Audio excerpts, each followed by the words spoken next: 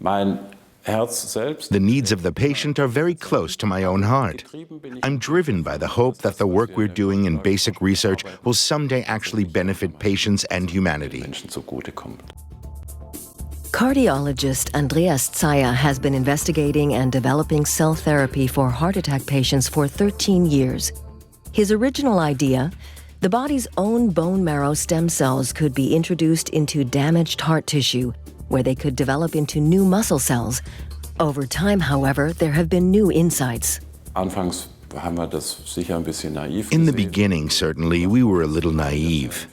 We thought that some of the cells might be able to transform into heart muscle cells, into cells that actually play a role in the heart's pumping action. We've had to let go of that idea, but we do know that these cells release many growth and support factors that then stimulate the heart's self-healing ability and thereby lead to functional improvement.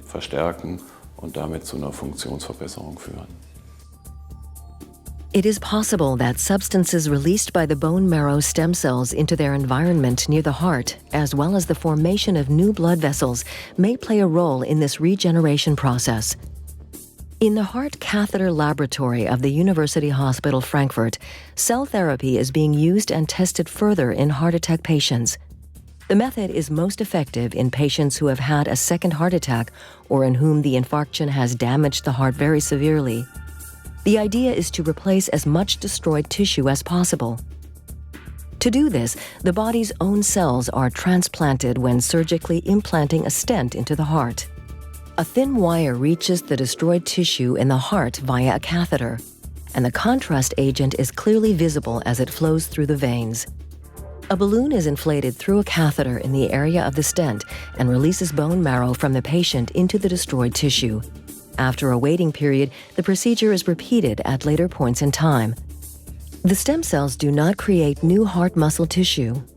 But what we know is that these cells can form blood vessels and contribute to the sprouting of blood vessels. And they actually get built into the vascular wall there too. However, the primary effect is definitely the stimulation or support of the heart's own natural ability to repair itself.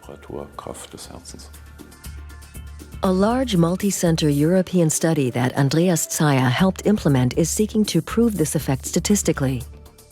Promising research findings are being tested in complex clinical studies to see whether they have therapeutic potential with real results for patients.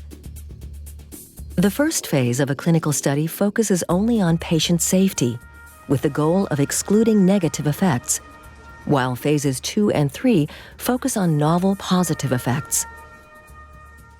In the current cell therapy study, thousands of patients are being treated with stem cells from their own bodies to see if their quality of life changes in a positive way. However, the path from basic research to verifiably effective treatment is a long one.